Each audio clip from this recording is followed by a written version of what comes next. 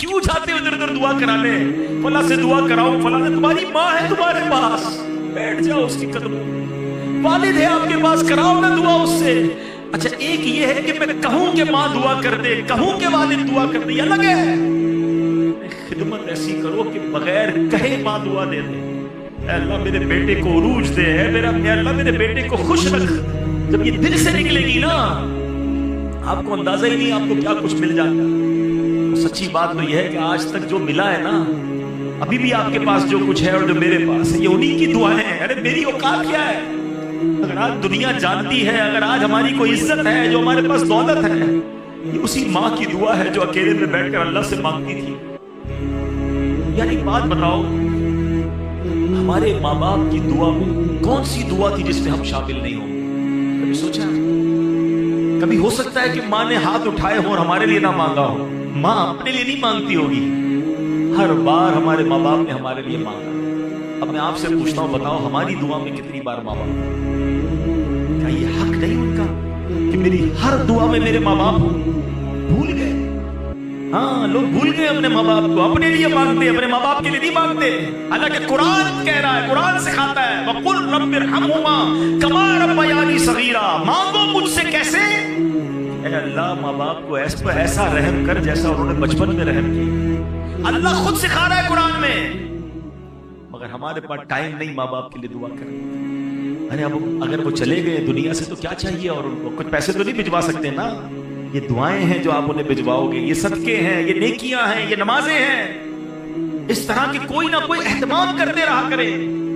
जिनके माँ बाप चले गए उनको मशवरा बिलखुसूस दे रहा हूं, जिंदगी में भी माँ बाप, बल्कि हदीसों में ये मजमून मिलता है, जो बच्चा, जो औलाद अपनी दुआओं में माँ बाप को याद नहीं रखता, उसका रिस्क काट दिया जाता है। अगर लंबी उम्र चाहिए और रिस्क में बरकत चाहिए तो फरमाया दुआओं में वालिदैन के लिए दुआ करें। यार कैसी हस्तियां है, दुआ उनके लिए करूं, रिस्क मेरा बढ़ जाता है, उम्र मेरी लंबी हो जाती है, मगर फिर भी दुआ नहीं करते। तो बिलखुसूस जिनके माँ बाप चले गए, मैं उनको मशवरा दूंगा, उनको तोहफे भिजवाएं। देखे ना, कभी कभी माँ बाप मिलते होंगे तो आप उनको कोई खाना खिलाते होंगे, जिंदगी में उनको कोई सूट पीस तोहफे में देते होंगे, कोई इतर देते होंगे, ईद के दिनों में अम्मी अब्बू को कोई तोहफा देते हैं ना। अब नहीं है वो, तो आप कब्र में भिजवाओ ना।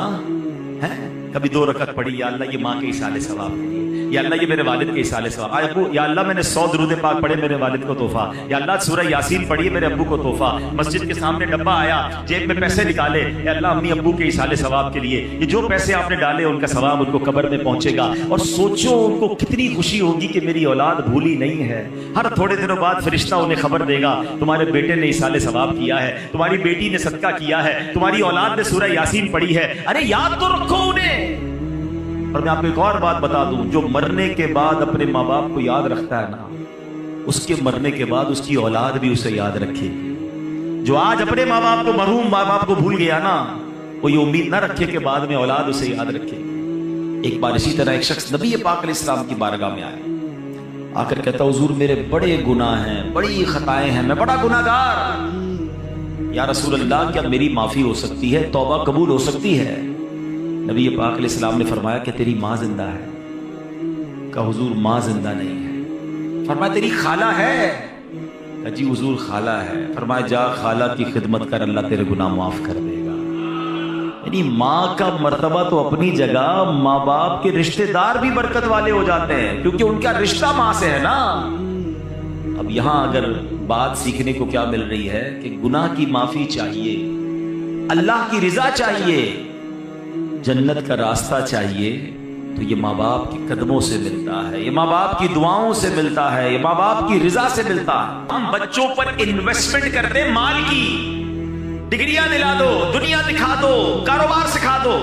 मैं नहीं कहता ये नहीं करना चाहिए, जायज तरीके से करे, नो प्रॉब्लम, मगर बेस्ट इन्वेस्टमेंट ये है कि उसको अच्छा मुसलमान बना दो, अच्छा इंसान बना दो, अल्लाह का फर्माबरदार बना दो। ये इन्वेस्टमेंट है। आप देखें ना, बहुत सारे लोग जिंदगी भर एक ही चीज सोच रहे हैं, यार बच्चे के लिए माल छोड़ना है, औलाद के लिए पैसे छोड़ने, जायदाद छोड़ के जाना चाहिए। बंदा कभी कहना यार आप इतनी मेहनत क्यों करते हैं? यार बच्चों के लिए तो कर रहा हूं, अपने बच्चों के लिए कुछ छोड़ के जाना है। अरे अल्लाह के बंदो, पहले ये चेक करो हलाल छोड़ के जाना है या हराम छोड़ के जाना है। अच्छा करोड़ों रुपए छोड़े, بچوں کو نیکی نہیں سکھائی، سخاوت نہ سکھائی، توکل نہ سکھایا، ماں باپ کا ادب نہ سکھایا، اللہ رسول کی محبت نہ سکھائی، آپ کے مرنے کے بعد وہ کروڑوں روپے شراب میں، جوئے میں، ہم نے دیکھا اربوں پتی باپ کا انتقال ہوا، اتنے سارے پیسے چھوڑ کر والد گیا مگر دین نہ سکھایا، وہ پیسے جوئے میں، شراب میں، بیکار باتوں میں لٹائے، بچہ پھر بینکرپٹ ہوا، گھر بھی بک گیا، مقروض ہو گیا۔ ہم نے ایسے بھی دیکھی کہ ماں باپ زیادہ پیسے چھوڑ کے نہیں گئے مگر تربیت اچھی کر کے گئے، اللہ کو راضی کرنے کا ذہن دے کر گئے۔ بلکہ چلیں یہاں جتنے بیٹھے ہیں نا اسی کو دیکھ لیں، اب اپنی مثال لے لیں، میں اپنی مثال لیتا ہوں۔ ہمارے ماں باپ نے ہمارے لیے جتنے پیسے چھوڑے کیا اللہ نے اس میں برکت نہیں ڈالا؟ کئی ایسے ہیں جو اس سے آگے بڑھ گئے۔ کیسے آگے بڑھ گئے؟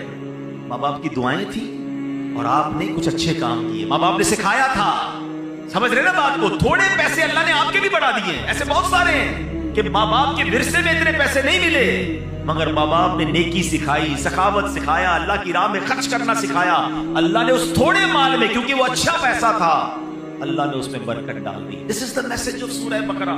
لیگیسی میں کیا چھوڑنا ہے آپ نے؟ اپنے بچوں کو نیک بنانا ہے۔ میں اپنے بیان میں ایک بات کہا کرتا ہوں، اپنے بچوں کو کچھ نہ کر سکو نا تو کم از کم 5 وقت کا نمازی ضرور بنا دے۔ ہاں اس کی برکت پتہ کیا ملے گی؟ ہاں اس کی برکت سنیے، اگر آپ کا بچہ، آپ کا بیٹا، آپ کی بیٹی 5 وقت کی نمازی ہے نا تو جب آپ دیکھیں ماں باپ کو مرنے کے بعد کیا چاہیے؟ نیک اعمال زندگی کے بعد منقطع ہو جاتے ہیں، اعمال نامہ ڈسکنٹینیو۔ حدیث میں آتا ہے جب بندہ انتقال کر جاتا ہے اس کا اعمال نامہ بند ہو جاتا ہے سوائے 3 چیزوں کے، فرمایا علم جو باقی رہتا ہے، صدقہ جاریہ اور نیک اولاد جو اس کے لیے دعائے مغفرت کرے۔ اب میری اولاد میرے لیے دعا کرے گی کہ نہیں مجھے پتا نہیں، اب اتنی بیزی ہو گئی ہے نیو جنریشن، لیکن اگر میں نماز ہی بنا گیا اس کو، ہر نماز میں اتحیات میں جب وہ بیٹھے گا، میرا بیٹا ہے یا میری بیٹی ہے، اسٹیٹس دیکھیں، وضو میں ہوگا، قبلہ رو ہوگا، نماز میں ہوگا، اور اللہ سے کہے گا ربنا اغفر لی ولوالدی وللمؤمنین یوم یقوم الحساب۔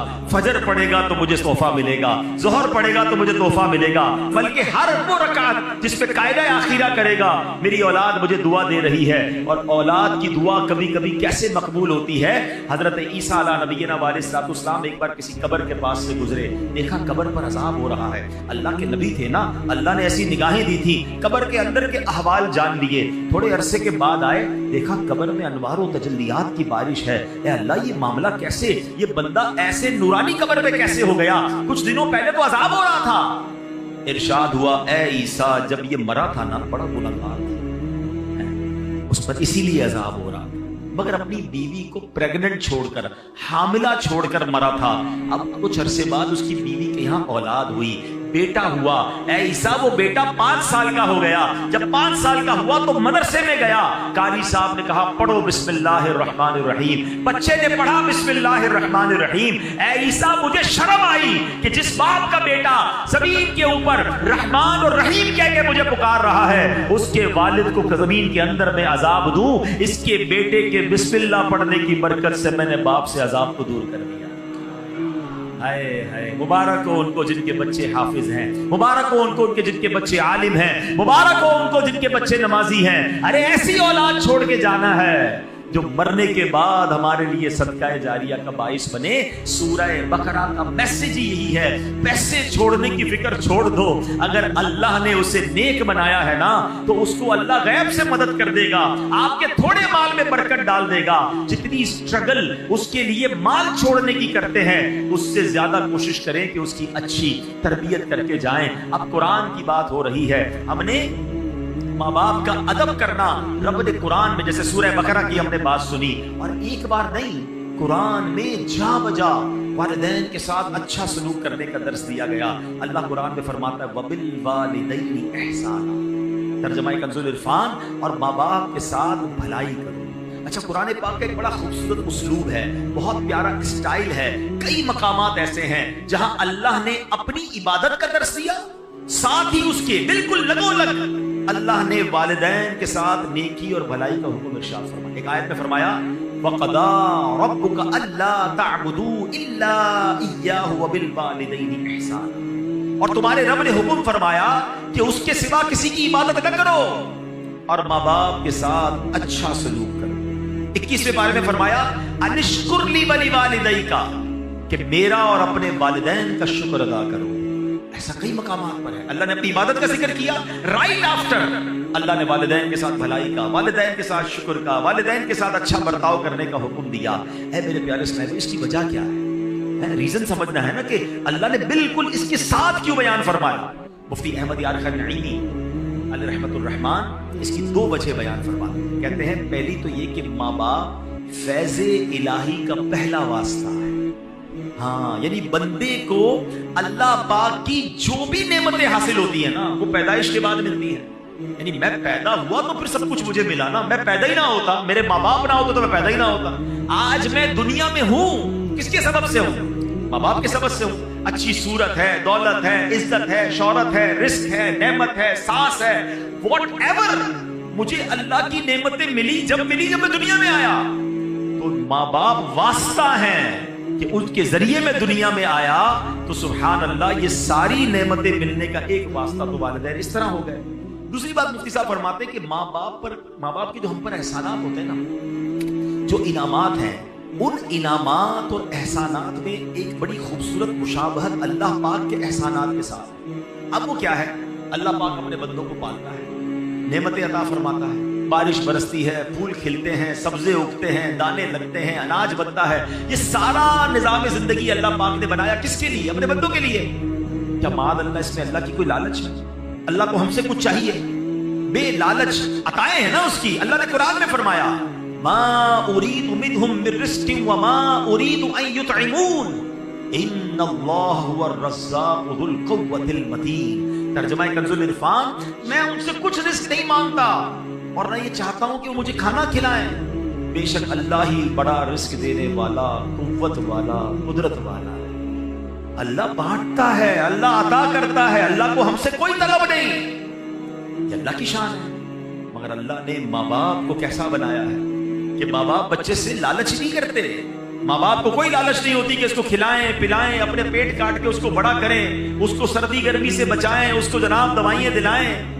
بعض اوقات بچے بڑے ہو کر کوئی ماں باپ کی خدمت نہیں کرتے. لوگ, ہو سکتا ہے کسی کے ذہن میں خیال آئے کہ جناب آج کل تو ماں باپ بچے کو اس لیے پالتے بڑا ہو کے کما کے دے گا. ارے مجھے بتاؤ, اگر یہ بات ہے تو پھر معذور بچوں کو ماں باپ کیوں پالتے ہیں؟ ماں باپ کا پیار بے لالچ ہے.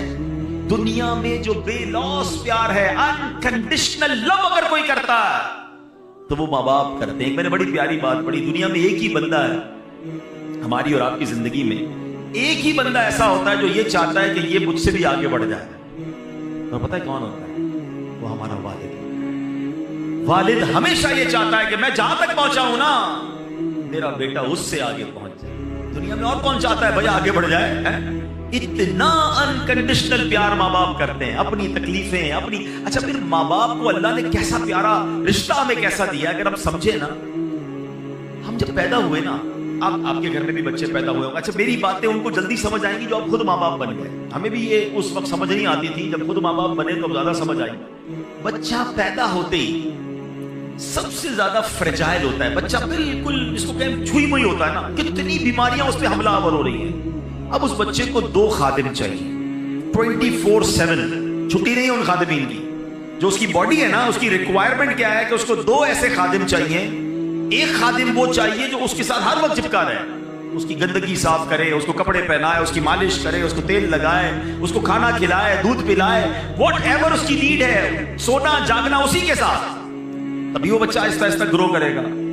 اور دوسرا خادم اس کو وہ چاہیے کہ جو اپنا مال خرچ کرے, اپنے پیٹ, کیونکہ تمام چیزوں کے لیے پیسے چاہیے گے. اللہ نے دیکھے ماں باپ کے دل میں کیسی محبت ڈالی ہے کہ ماں بچے کے پیدا ہوتے اس کی خادمہ بن جاتی ہے. دنیا میں پیسوں سے ایسی خادمہ نہیں مل سکتی جیسی اللہ نے ماں جیسی, اس کے دل میں اتنی محبت ڈال دیتا ہے رب کہ وہ اب بچہ روئے تو یہ جاگتی ہے, وہ تڑپے تو یہ تڑپتی ہے. ارے اس کے رونے میں اسے پتہ چل جاتا ہے کہ پیٹ میں درد ہو رہا ہے یا کان میں درد ہو رہا ہے. اور والد کیسا بے لوس خرچ کرتا ہے کہ آدھی رات کو ہاسپٹل لے جانا ہے, آدھی رات کو ماں کہتی بچے کے لیے دودھ لے کر آؤ, فلاں دوائی لے کر آؤ, وہ سارے کام چھوڑے گا, اپنے دودھ پیتے بچے کے لیے یہ سب چیزیں کرتا ہے. سوچے یہ دل میں ڈالا کس نے؟ یہ اللہ نے میری اور آپ کی پرورش کا انتظام کیا ہے. یہ ماں باپ کے احسان ہیں ہم پر جو انہوں نے ہمارے ساتھ بچپن سے اب تک کیے. اور جب ہی رب فرماتا ہے شکر ادا کرو میرا اور شکر ادا کرو اپنے والدین کا. اے میرے پیارے اسلامی بھائیوں، نبی پاک علیہ الصلوۃ والسلام کی بارگاہ میں عرض کی گئی یا رسول اللہ سب سے فضیلت والا عمل کون سا؟ بہت سارے اسلام پہ بیٹھے ہیں اور ماشاءاللہ نیک نمازی ہیں، نیکی کرنے کا جذبہ بھی ہوتا ہے، ہم بھی چاہتے ہیں کہ فضیلت والا عمل بتا دیں. ایک صحابی رسول نے سوال کیا یا رسول اللہ سب سے زیادہ فضیلت والا عمل کون سا؟ فرمایا الصلاۃ علی وقتہا، یعنی نماز کو اس کے وقت پر ادا کرنا. پھر پوچھا یا رسول اللہ اس کے بعد دوسرا سیکنڈ پسندیدہ عمل؟ فرمایا ثم بر الوالدین، اس کے بعد والدین کے ساتھ بھلائی کرنا سب سے پسندیدہ.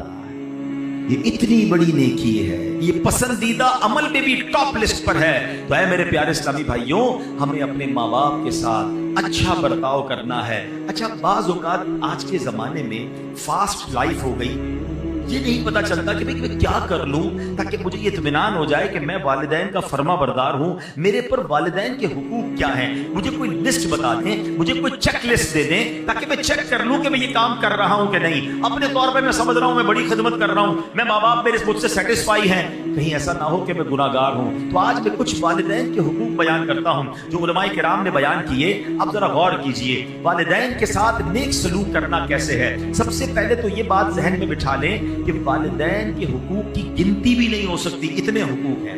اعلیٰ حضرت امام اہل سنت کی خدمت میں سوال ہوا کہ ماں باپ کے حقوق کتنے ہیں؟ سیدی اعلیٰ حضرت امام اہل سنت نے کمال کا جواب دیا. فرمایا والدین کے اتنے حقوق ہیں کہ پورے کرنا ناممکن ہے. یہاں تک کہ اگر والدین وفات پا جائیں اور بیٹا انہیں دوبارہ زندہ کرنے کی طاقت رکھتا ہو تو دوبارہ زندہ کرے، یہ بھی ان کے حقوق میں شامل ہے. تو یہ تو کر ہی نہیں سکتے ہم تو ان سے پیدا ہوئے ہیں نا، ہم ان کی وفات کے بعد ان کو پیدا نہیں کر سکتے، زندہ نہیں کر سکتے. حقوق کا عالم یہ ہے.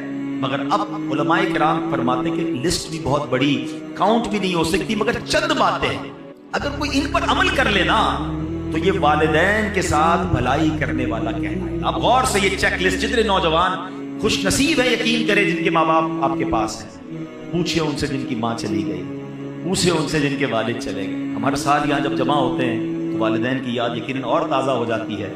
ماں باپ کے بغیر زندگی بہت بے رنگ ہو جاتی ہے. دکھ میں، سکھ میں، خوشی میں، غم میں، ہر وقت ماں باپ یاد آتے ہیں.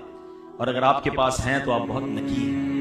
آؤ میرے بچوں، آؤ میرے نوجوانوں، سن لو کہ شریعت کیا سکھا رہی ہے کہ ماں باپ کے حقوق کیا ہیں. پہلا حق، شریعت کے دائرے میں رہتے ہوئے والدین کی ہر بات ماننا. یہ پہلا حق ہے، یعنی والدین کی ہر بات ماننی ہے. جو وہ کہہ دیں فوراً لبیک کہتے ہوئے ان کے حکم پر عمل کر گزرنا ہے. ایسے بہت سارے کام ہیں کہ جو عام حالات میں جائز کی حد تک ہیں، والدین کا حکم ہو جائے تو اب یہ واجب ہو جائیں گے. مثلا کھانا کھانا جائز ہے، لیکن اگر ماں باپ حکم فرما دے کہ کھاؤ، کھانا پڑے گا، تو اب یہ لازم ہو جائے گا، یہ واجب ہو جائے گا. اللہ اکبر، نہیں کھائے گا تو گناہ گار ہوگا. حلال کام تھا، جائز تھا، ماں باپ کا حکم آ گیا، اب نہیں ٹال سکتا. باہر شریعت میں ہے کہ بیٹا پردیس میں ہے، ابراڈ ہے، والدین اسے بلاتے ہیں تو آنا ہوگا. فون کر کے خط لکھنا کافی نہیں، یوں ہی والدین کو اس کی خدمت کی حاجت ہے تو آئے بھی اور آ کر خدمت بھی کرے. یہ ہے ماں باپ کے حقوق. اب یہاں بعض اوقات کیا ہوتا ہے کہ ماں باپ علم دین سے دور ہوتے ہیں تو ماں باپ شریعت کے خلاف حکم دیتے ہیں. اب یہاں ماں باپ کی نہیں مانی جائے گی. ہر جائز کام میں تو بات مانی جائے گی. معاذ اللہ ماں باپ کہتے ہیں نماز نہ پڑھو، داڑھی مڑوا دو، تو اب ماں باپ کی نہیں مانی جائے گی. اللہ کی اطاعت میں مخلوق کی جو ہے بات نہیں مانی جائے گی کہ مخلوق کو راضی کرنے کے چکر میں رب کو ناراض کر دیں. اللہ قرآن میں فرماتا ہے فلا تطعهما، تو ان کا کہنا نہ مان. یعنی ماں باپ جب اللہ رسول کی نافرمانی کا حکم دے ان کی پیروی نہ کر. یہاں ایک اور نصیحت ہے جو قرآن کریم میں فرمایا وَصَاحِبْهُمَا فِي الدُّنْيَا مَعْرُوفًا، اور دنیا میں اچھی طرح ان کا ساتھ دے. یعنی پتا چلا ماں باپ نے شریعت کے خلاف حکم دیا، اب ان سے لڑنا نہیں ہے، چیخنا چلانا نہیں ہے، ان کے ساتھ بات چیت ختم نہیں کرنا، روٹ کر بھاگ نہیں جانا، کھانے پینے کی ہڑتال کر کے ان کا دل نہیں دکھانا ہے، بلکہ اس صورت میں ان سے بھلائی کے ساتھ پیش آنا ہے. یعنی امی کہتی ہے بیٹا داڑھی مڈوا دو، اب ماں سے لڑے بغیر ہاتھ جوڑ کر کہنا ہے اے امی میں اللہ رسول کی نافرمانی نہیں کر سکتا، برائے کرم مجھے یہ حکم نہ دیں، باقی کوئی حکم ہو تو فرمائیں. پیار سے، محبت سے اس وقت بھی پیش آنا ہے. اے میرے پیارے اسلامی بھائیوں، اب دوسرا حق دوسرا حق یہ ہے کہ ماں باپ کے حکم کو نفل عبادت سے زیادہ اہمیت دیں. یہ بڑی اہم بات ہے. کچھ لوگ ہم نفلی کاموں میں لگے رہتے ہیں اور ماں باپ ناراض ہیں, ماں باپ دکھی ہیں. یاد رکھو یہ عمل ٹھیک نہیں ہے. مثلا دل کر رہا ہے کہ نفلی روزہ رکھنا ہے, ماں باپ منع کر دیں تو اب نفلی روزہ نہیں رکھیں گے. دل چاہ رہا ہے کہ نوافل پڑھوں اور امی نے کہا کہ نہیں بیٹا بازار جانا ہے, میرے ساتھ چلو سودا لے کر آؤ, تو اب نفل بعد میں پڑھیں گے, پہلے ان کا حکم ماننا. آپ شریعت دیکھیں کس قدر درس. اللہ کی عبادت ہے نا نفلی روزہ, عبادت نہیں, نفلی عبادت نہیں کرنی, ماں باپ کی بات ماننی ہے. یہ ماں باپ کا دوسرا حق ہے. ایک بڑا عجیب و غریب واقعہ حدیثوں میں موجود ہے. ایک بڑے راہب تھے, بڑے عبادت گزار تھے. ان کا نام حضرت جریج تھا. عبادت گزار تھے, بڑا عبادت خانہ بنایا ہوا تھا, اور بڑی عبادت کرتے تھے. ایک بار ان کی والدہ نے انہیں بلایا, وہ نماز پڑھ رہے تھے. ان کو یہ بات ذہن سے نکل گئی کہ ماں بلائے تو نفلی نماز ہے, اس کی تفصیل ہے تو اس کو توڑ کے حاضر دینا ہوگا. جواب نہیں دیا. دوبارہ بلایا, نماز جاری رکھی, نماز نہیں توڑی. ماں نے جب تیسری بار بلایا, تیسری بار بھی نہیں گئے, تو ماں تڑپ کر کہتی ہے بیٹا تجھے اس وقت تک موت نہ آئے جب تو کسی بدکار عورت کا منہ نہ دیکھ. اب یہ دل سے بددعا نکل گئی. اب کیا ہوا؟ کچھ عرصے بعد اس علاقے میں ایک عورت نے ایک چرواہے کے ساتھ بدکاری کی, بچہ پیدا ہوا. لوگوں نے پکڑا تو کہتی یہ بچہ تو جریج کا ہے. سارے لوگ جریج کے پاس پہنچے, ان کی عبادت گاہ کو توڑ دیا. بڑی ذلت ہوئی, کافی لوگ جمع ہو گئے کہ تم نے ایسا کیا. اب اللہ والے تو تھے, عبادت گزار تو تھا وہ بندہ. اس نے کہا اس بچے سے پوچھو, اے بچے تو بتا تیرا باپ کون ہے. اللہ نے اس بچے کو قوت گویائی دی. اس بچے نے کہا کہ میرا والد جریج نہیں بلکہ چرواہا ہے. ان کی جان تو چھوٹ گئی, مگر یہ سارا تماشا ہوا. اس کے پیچھے علماء کہتے ہیں وجہ وہی ہے کہ ماں کا دل دکھا, ماں نے بد دعا دی تھی نا. اچھا یہاں ماں باپ کے لیے بھی ایک درس لے لیجیے. اگر ماں باپ مجھے سن رہے ہیں, کبھی کبھی غصے میں آ کر بچوں کو بد دعا نہ دیا کریں. ہاں ماں کی دعا بھی لگتی ہے, اس کی بد دعا بھی لگتی ہے. غصے میں آ کر کہہ تو دیتے ہیں, بعد میں پریشان آپ نہیں ہونا ہے. آپ کے بچے کے ساتھ کچھ برا ہو گیا تو آپ چاہتے تو نہیں تھے, غصے میں کہا ہے تجھے کیڑے پڑے, تو برباد ہو جائے, تیری ٹانگ ٹوٹ جائے, تیری زبان کھنچ جائے. نہیں, کیا پتا قبولیت کا وقت آپ ہی کا بچہ ہے, تو زبان پہ لگام ہونی چاہیے. بعض اوقات آل فال بکتے رہتے ہیں, ارے آپ ہی کی اولاد ہے, بعد میں آپ ہی نے رونا ہے کچھ ہو گیا تو. بد دعا نہ دیں.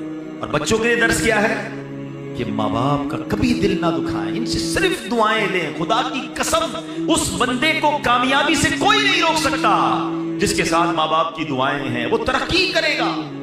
جس سے ماں باپ ناراض ہے نا, اس کو برباد ہونے سے بھی کوئی نہیں روک سکتا. یہ ہمیشہ یاد رکھیں, اپنے ماں باپ کی دعائیں لینی ہے. ہاں اب یہ نفل نماز توڑنے کا جو مسئلہ ہے, یہ بڑی لمبی چوڑی تفصیل ہے, یہ آپ دارالفتہ سے مزید معلومات کر لیجئے گا.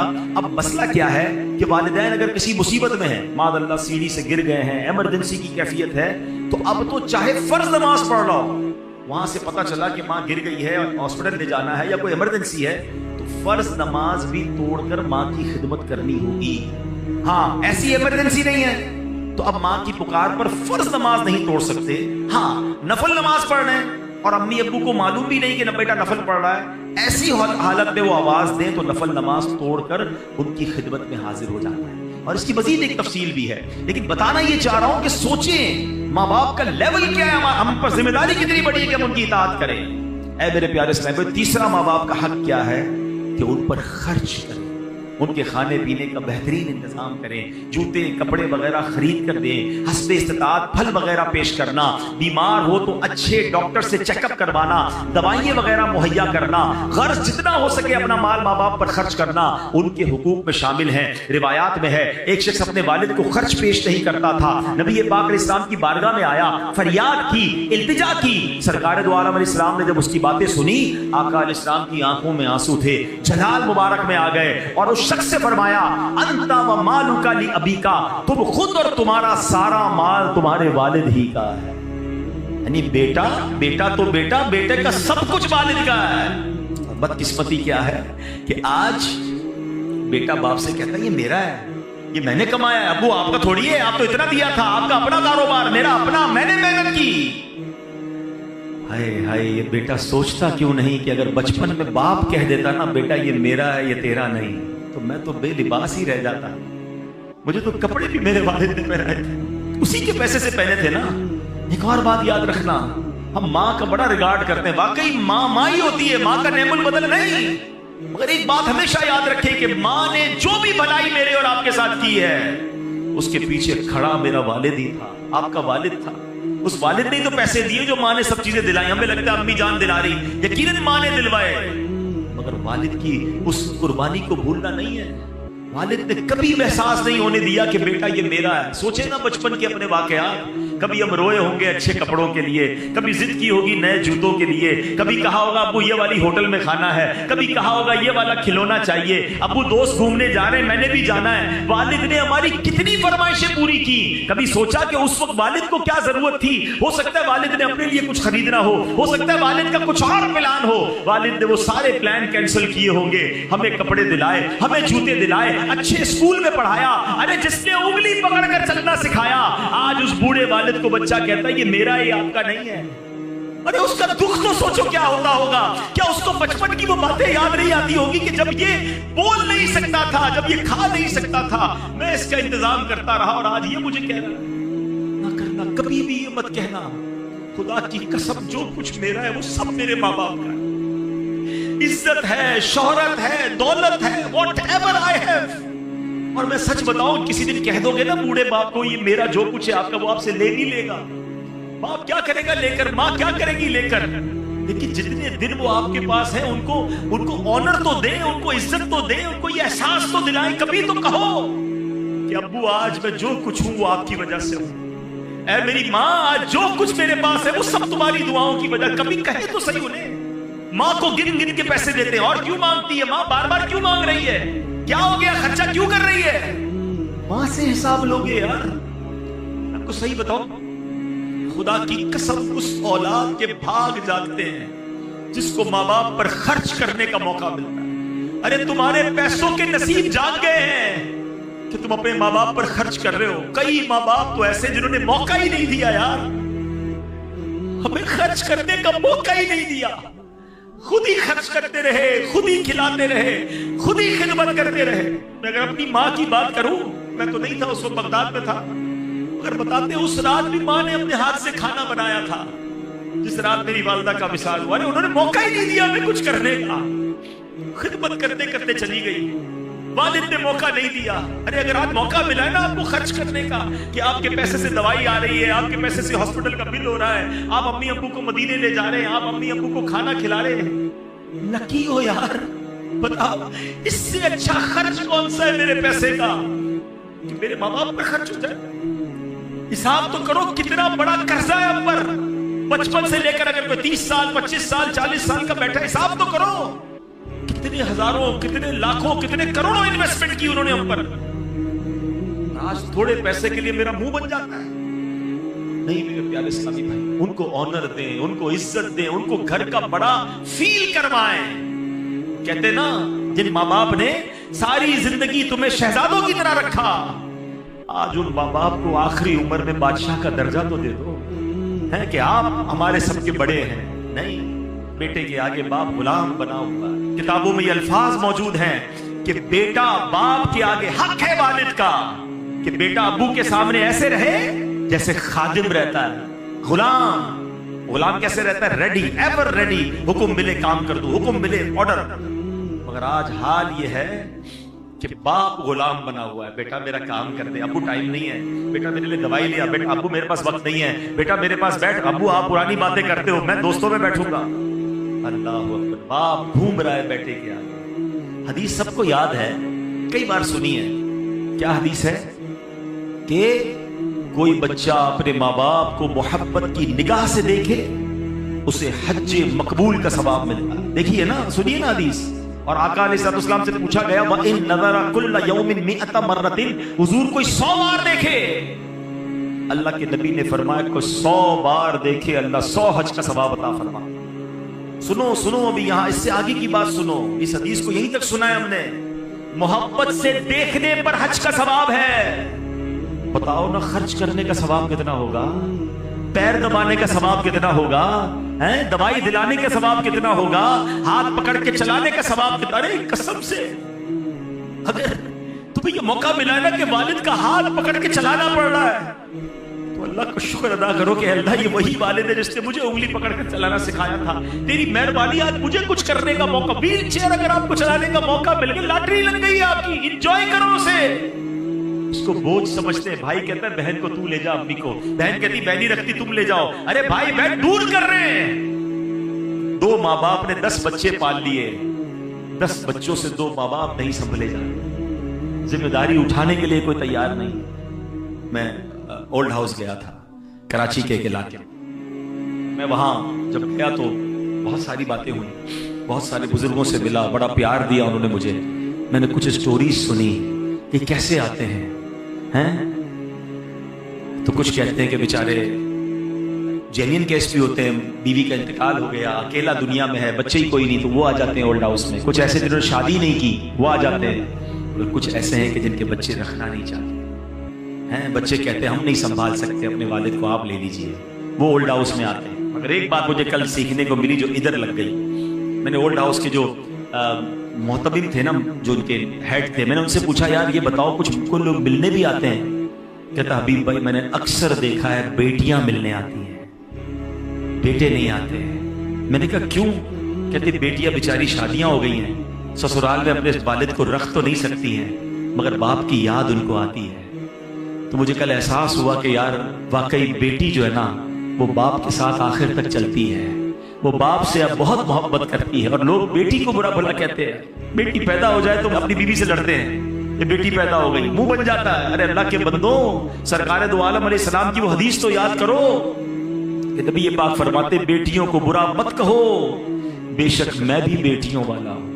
مبارک ہونے جن کے پاس بیٹیاں ہیں. بیٹیاں تو باپ کے دل کے قریب ہوتی ہیں. اولڈ ہاؤس والے کہتے ہیں بچیاں آتی ہیں ہفتے میں ایک بار, اپنے بچے بھی لے کر آتی ہیں اور کہتی یہ تمہارے نانا ہیں, یہ ہمارے ابو ہیں, آؤ ان سے ملتے ہیں. مجبور ہیں اپنے گھر لے جا نہیں سکتی, مگر بیٹوں کے پاس ٹائم نہیں ہے. کیسی اولاد ہے ذرا سوچے نا, جو بڑھاپے میں ماں باپ کو دکھ دے رہی ہے. یقین کرے اس سے بڑی بربادی کوئی نہیں ہے.